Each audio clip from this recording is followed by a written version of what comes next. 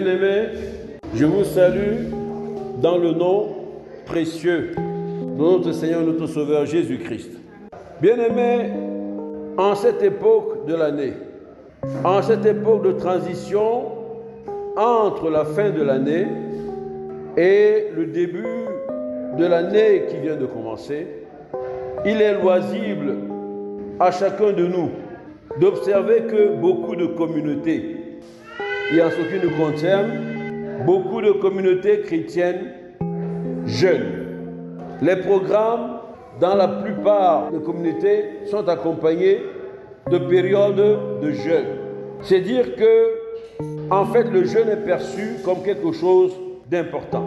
Mais à y regarder de près, nous allons constater que les motivations au sein même de cette communauté sont variées, que ce soit au plan de la communauté, que ce soit au plan individuel.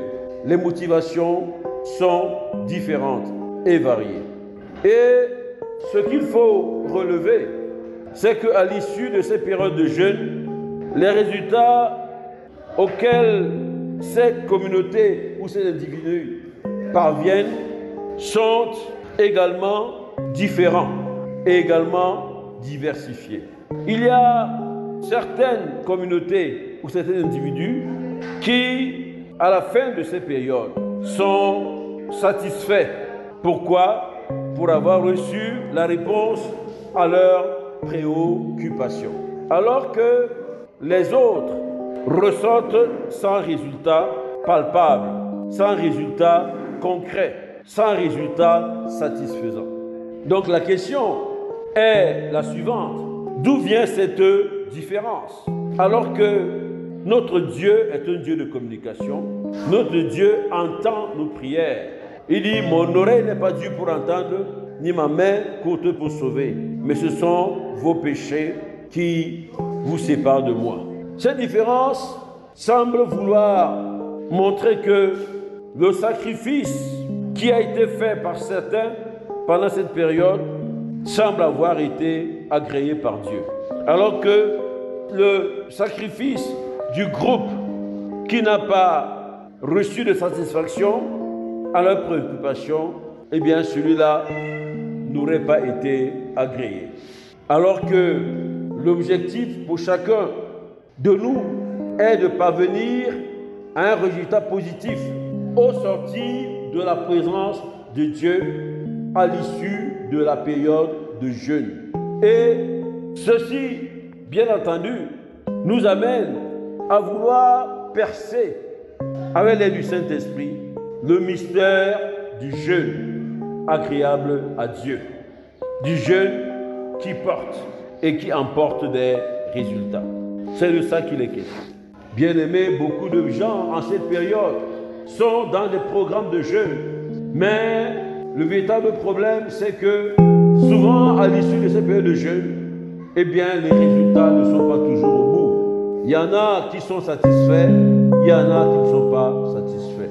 Il y en a qui sont exaucés, il y en a qui ne sont pas exaucés. La question c'est, pourquoi ne sont-ils pas exaucés?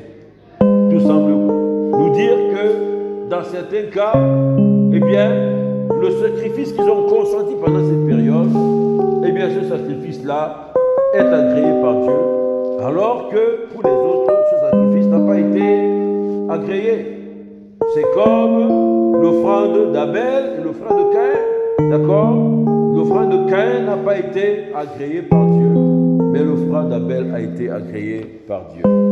Sur la base de ces considérations, le thème que le Seigneur nous a mis à cœur de partager ce matin avec vous, c'est grandir dans la pratique du vrai jeûne. Ce thème est important parce que, en réalité, le jeûne est également quelque chose qui accompagne le chrétien dans sa marche avec Christ pour qu'il puisse y avoir une véritable communion et une consécration qui nous permet de percevoir ce que Dieu veut, ce que Jésus veut, et obtenir aussi de lui parfois des choses que nous souhaitons avoir et qui sont dans la volonté de Dieu. Donc, 3 volets ce matin pour aborder ce thème. Nous allons d'abord voir dans un premier temps ce qu'est le jeûne. Nous allons essayer de voir et en dégager l'importance. Nous allons ensuite voir les conditions pour que le jeûne soit agréé par Dieu et que, à l'issue de ce jeûne, nous aussi nous puissions être satisfaits. Le troisième volet nous amènera à nous interroger, à examiner comment grandir dans le ministère du jeûne.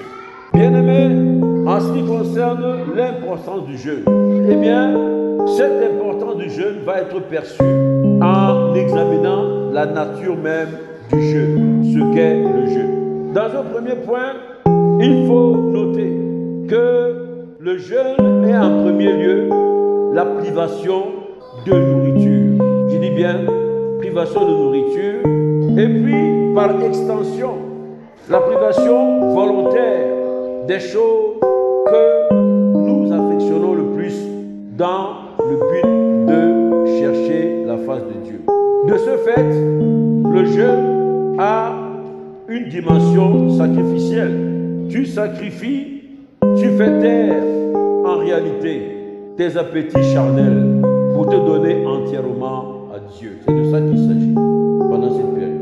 Nous ne devons pas faire le jeûne à la légère. Nous devons savoir que nous entrons dans une période de sacrifice, en quelque sorte, de notre temps de privation. Pourquoi? Parce que nous voulons nous focaliser sur Dieu. Il ne s'agit pas de faire la grève de la faim et croire qu'on est en train de jeûner. Si tu ne manges pas pendant cette période et si tu ne pries pas, tu ne cherches pas la face de Dieu, tu es en fait en train de faire une grève de la faim. Ce n'est pas réellement le jeûne. Pendant cette période, le jeûne, eh bien, bien-aimé, toi et moi, nous mettons de côté, nous sommes censés mettre de côté toute distraction pour consacrer notre temps entièrement à la recherche de Dieu. D'accord? Je dois consacrer mon temps. Parfois, les gens, pour être bien concentrés, prennent une retraite pendant le jeûne et se coupent totalement du monde. Donnent entièrement le temps consacré à ce jeûne à Dieu. Il n'y a pas autre chose. Pas la méditation de la parole, la prière, etc. Et la louange et l'adoration. Donc pendant cette période, c'est la consécration entièrement à Dieu. C'est un moment de consécration particulière. Pendant cette période, il y a une totale focalisation de toutes les attentions à Dieu. Cette période est également une période d'expression d'une soif intense qui ne peut être éteinte que par Dieu lui-même, par le fait que tu as effectivement trouvé Dieu. C'est-à-dire qu'en fait, tu es en train d'exprimer également l'expression d'une soif intense, n'est-ce pas, de Dieu, qui ne peut être éteinte que si effectivement, au bout de cela, ou pendant cette période, Dieu se manifeste à toi. C'est lui seul qui peut éteindre cette soif. Donc, par ce que je viens de dire, on voit effectivement que le Dieu est quelque chose d'important. David disait, mon âme soupire après toi. On se comprend, non? C'est-à-dire que pendant cette période, vous devez être dans cette disposition, n'est-ce pas, du roi David, dont l'âme soupire après Dieu. Ne prenons pas les jeûnes comme un jeu, juste comme une mécanique dans la vie chrétienne. Non, le jeûne est un moment de consécration profonde de vous-même, de votre temps et de tout pour entrer en communion avec Dieu. Eh bien, le jeûne est aussi important par ses objectifs. J'ai dit tout à l'heure que le premier objectif est majeur. C'est quoi? C'est que tu recherches la face de Dieu pendant le jeûne. Nous voyons cela dans Daniel 9, verset 3. Je tournai ma face vers le Seigneur Dieu afin de recourir à la prière et aux supplications. Vous voyez, pendant ce temps-là, il recourt quoi? À la prière et aux supplications en jeûnant. En jeûnant. D'accord? Il n'a même pas le temps de manger. La nourriture ne lui dit rien. D'accord? Il est dans la prière, la supplication, dans la recherche de la face de Dieu, n'est-ce pas? Et en prenant le sac et la cendre, c'est-à-dire qu'il est en train de se mortifier d'accord? Il ne veut pas que sa chair le distrait, parce que c'est la chair, l'âme est le siège des convoitises. Ok? Donc c'est ça. Donc, le premier objectif, c'est de rechercher la face de Dieu. Daniel 10, verset 2 à 3, il dit, en ce temps-là, moi, Daniel, je fus 3 semaines dans le deuil. Vous comprenez? Le deuil veut dire quoi? Dans le deuil, ça veut dire qu'en réalité, toute chose est morte pour lui à ce moment. La seule chose qui le préoccupe, c'est la recherche de la face de Dieu. C'est la communion espérée et désirée de son Dieu. Il était dans le deuil. Et il dit, je ne mangeais aucun mets. Quel est ce deuil-là? Aucun mets délicat. Ça veut dire que les bons mets qu'il aime là, d'accord, il s'en est privé. Et il dit, il n'entra ni viande, ni vin dans ma bouche. D'accord? Tout ce qui est délicieux là, il n'a pas cédé à cela. Il a mis tout ça de côté. Ça n'a pas de valeur à ce moment prêché. Parce que ce qui importe pour lui, c'est étancher la soif, n'est-ce pas, de la présence de Dieu qu'il a. Et je ne moignis point jusqu'à ce que les 3 semaines soient accomplies. C'est-à-dire soindre, c'est prendre soin de son corps. Le corps même était mortifié.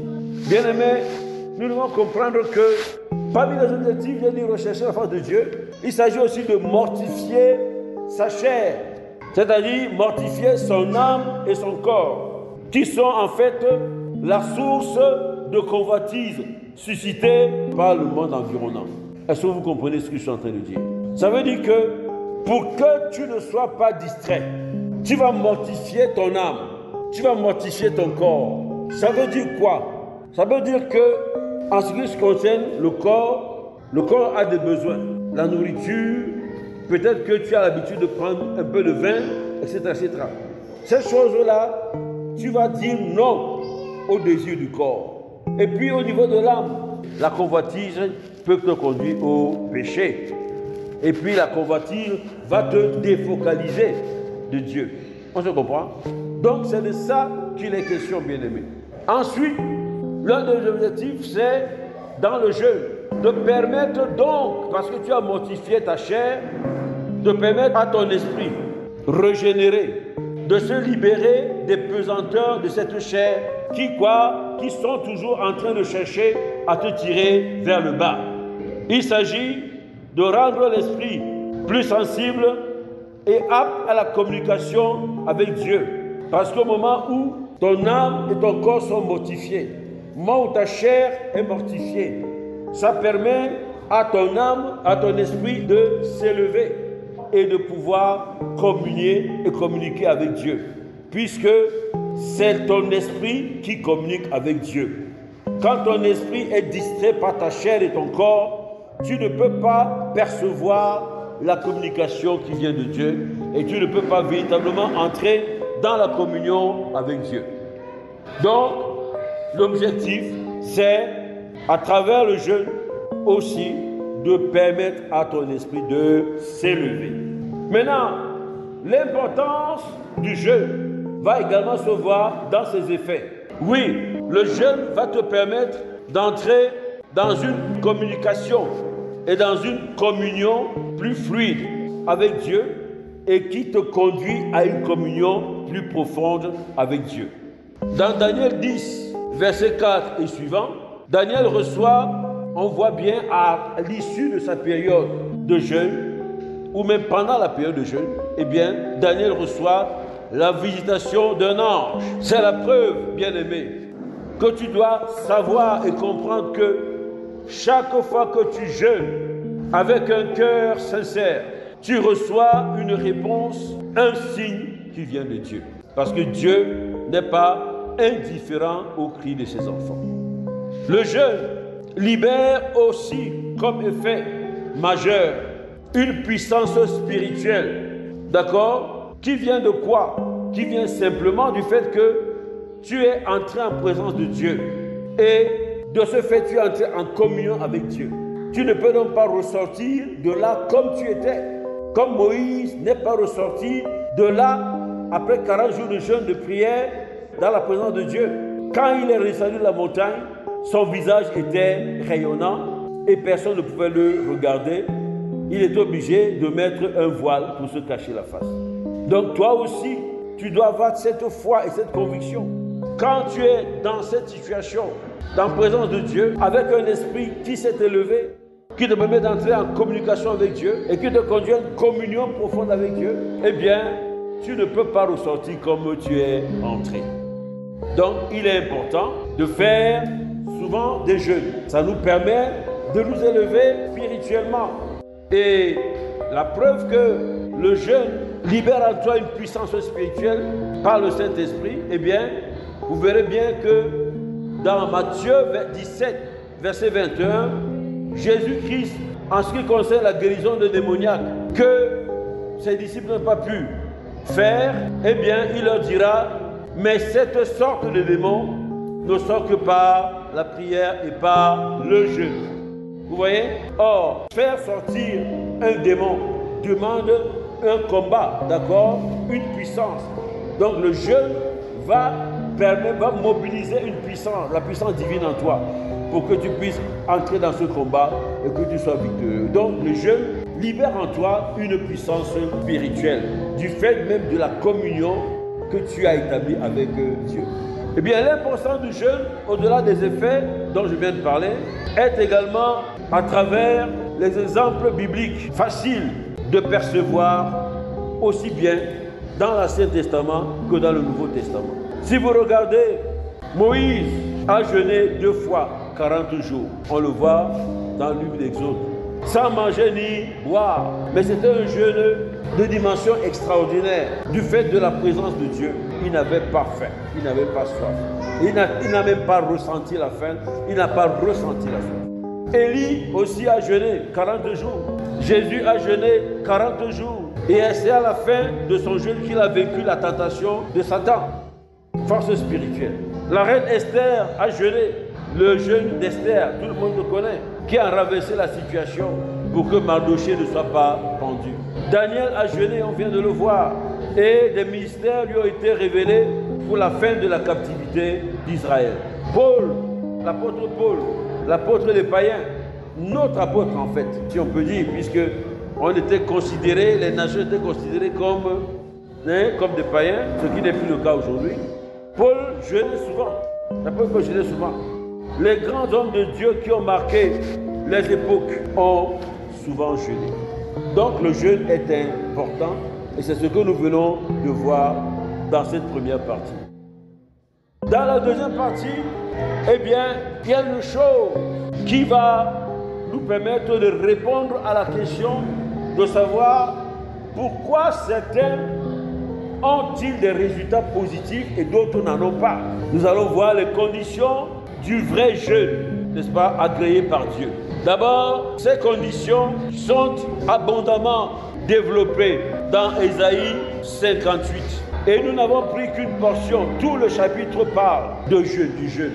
Tout le chapitre parle de comment Dieu juge les jeûnes que sont en train de faire les Israélites, d'accord, dans les justices, etc. Mais nous avons simplement pris quelques versets pour pouvoir illustrer ce que Dieu attend du jeûne que toi et moi nous sommes amenés à faire.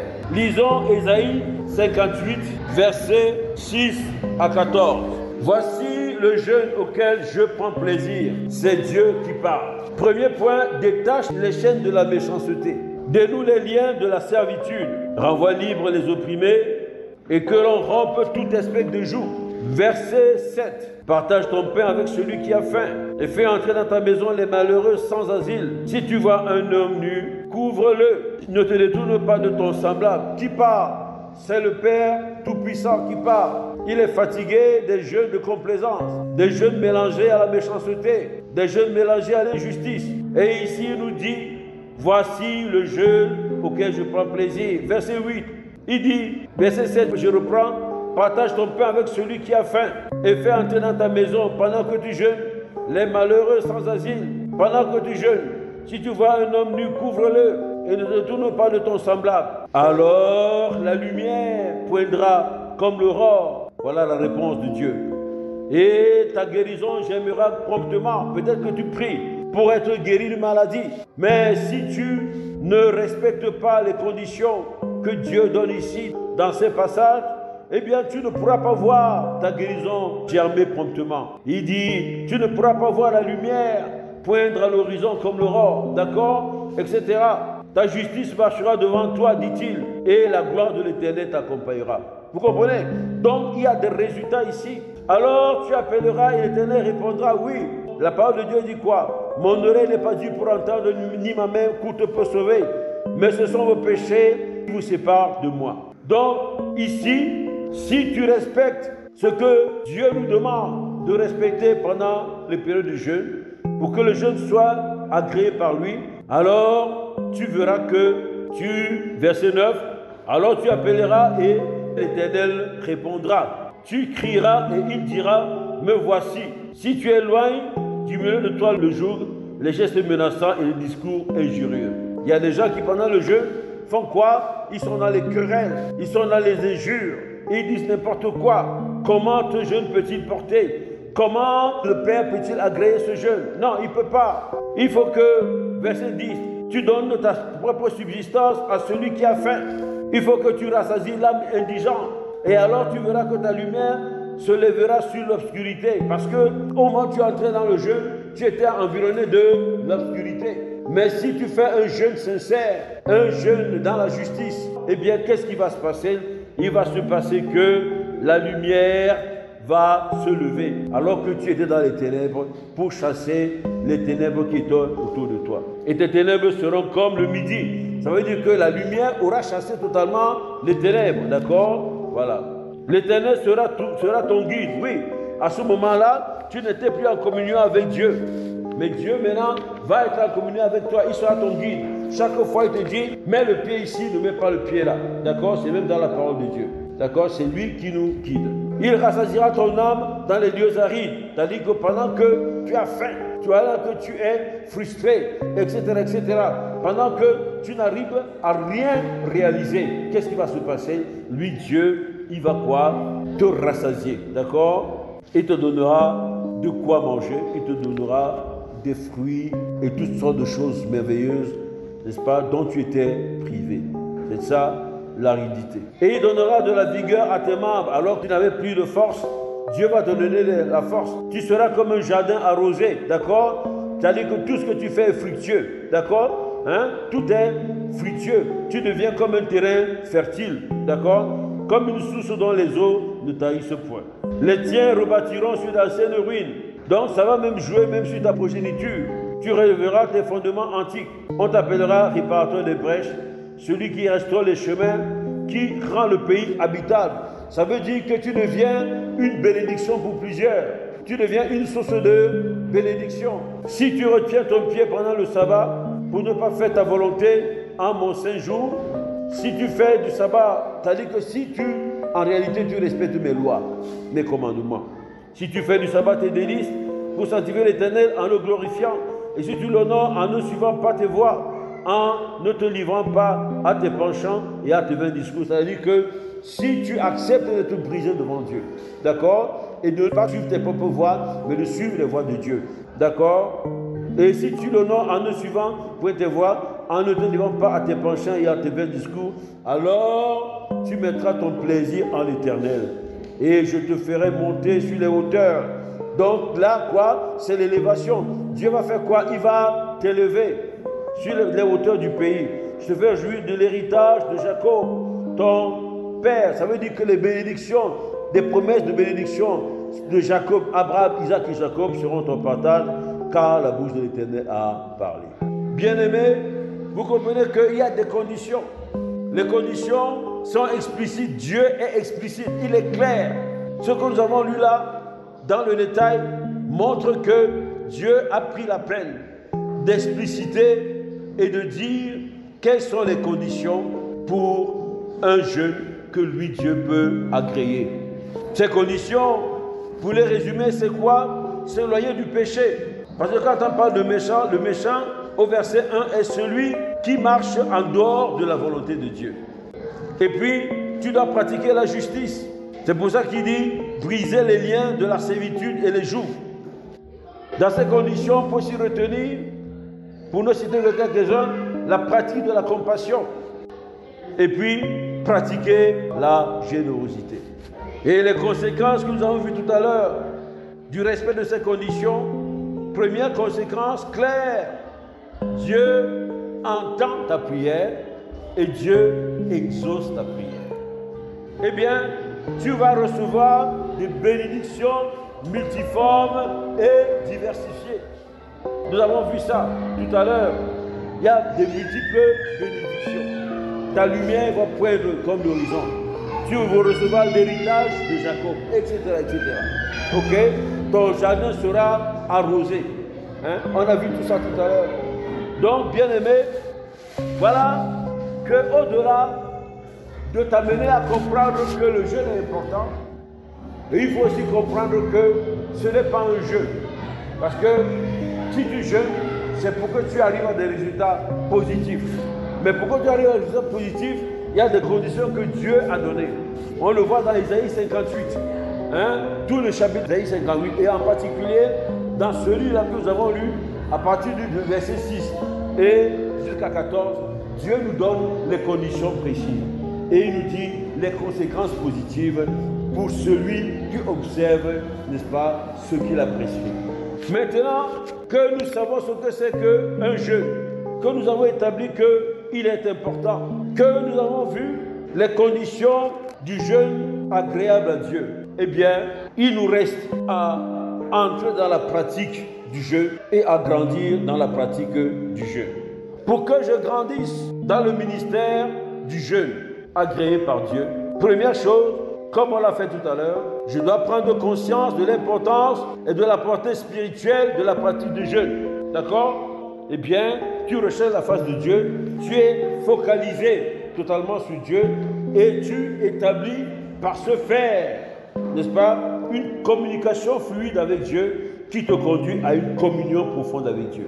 Tu dois donc prendre conscience de l'importance du jeûne, comme je viens de dire, et de la portée spirituelle de ce jeûne. Eh bien, pour grandir dans la pratique du vrai jeûne agréé par Dieu, tu dois observer les conditions dont on vient de parler, d'accord, dans Isaïe 58, où Dieu donne de manière explicite et de manière spécifique ce qu'il attend de nous, comment nous devons jeûner pour que cela lui soit agréable et que cela nous soit aussi profitable. Il faut éviter les querelles pendant qu'on jeûne. Souvent, c'est ce qui se passe. Pendant que tu jeûnes, il y a des gens qui vous cherchent querelles, qui vous cherchent noises, etc. D'accord? Il faut savoir que c'est les tentations de l'ennemi pour que ton jeûne ne t'amène nulle part. Il faut faire très attention. Demandez chaque instant, Saint-Esprit de Dieu, pendant que je jeûne, s'il te plaît, donne-moi un esprit d'alerte pour identifier les pièges de l'ennemi. Nous devons également considérer le jeûne comme un exercice spirituel continuel, d'accord, à intégrer dans la vie de consécration à Dieu.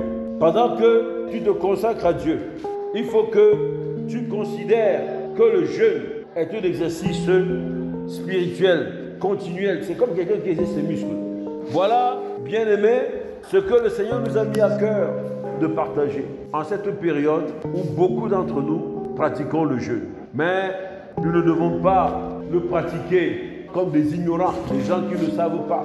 Nous devons le pratiquer en sachant ce que Dieu attend, afin que ce jeûne-là nous soit profitable et que nous grandissions spirituellement. Ma prière, c'est que le Seigneur nous conduise à grandir dans le jeûne. Mais quel jeûne? Le vrai jeûne qui sera agréé par Dieu. Que le nom de l'Éternel seul soit glorifié au nom puissant de Jésus-Christ. Amen. Bien-aimés, nous espérons que vous avez été bénis. Pour toutes questions et sujets de prière, bien vouloir nous contacter sur nos différentes plateformes.